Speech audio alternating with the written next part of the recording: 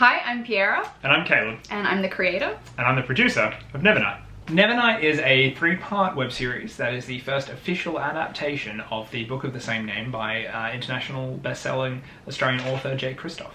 So Nevernight is the story of a young woman who, after witnessing the death of her family, joins a fabled school of assassins to learn the art of murder to go after her revenge. Think Arya Stark goes to Hogwarts. And we're lucky enough to receive a grant from the Australian government combined with Google to make it happen. How did we make Nevernight? How did we make a high fantasy series in Australia? With great difficulty. We were really lucky, I think, that being fantasy that there's not a lot of, especially not a lot of in Australia, a lot of people were very ready to come on board. Like, I mean, you think about the Sunties and some of the locations. Yeah, everyone was really excited to be a part of it. Yeah, because it was something not commonly done here.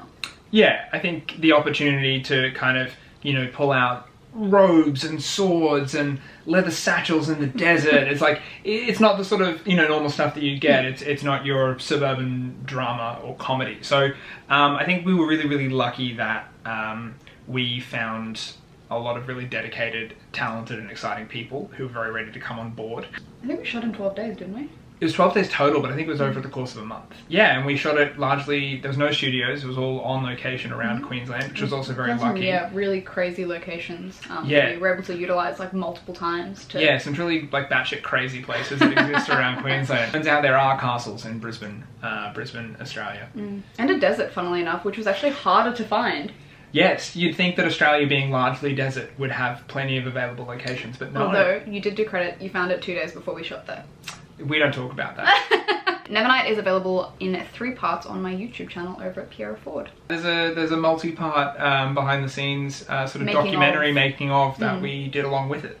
So I guess if you are more interested in how it came about and wanting to see a little bit more about how we pulled it off, that's probably going to be more articulate than we are, and also show you like a very candid behind the curtain in the making thereof. So what's next for us? Slow, steady descent into madness.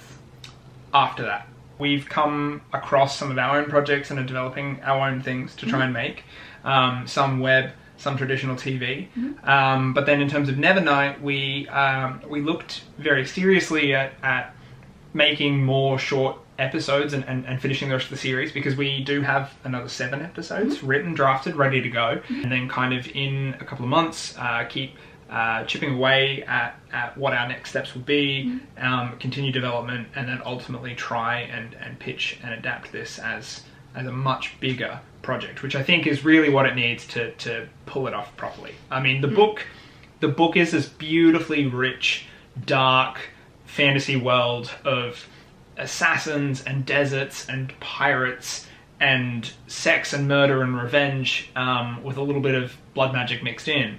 And I think that, you know, we really had to think outside the box and really quite creatively to strategically show what we could do well, and leave out the things that we knew that we wouldn't be able to do justice. For us to be able to kind of continue and do a very honest and accurate adaptation, which are actually 2 of the things that we went in wanting to do, as we talked about book to screen and we talked about what adaptations we like, and you were saying one of your favourite films is Catching Fire because you think that not only is it a great film, it is also a very honest and truthful adaptation to the book.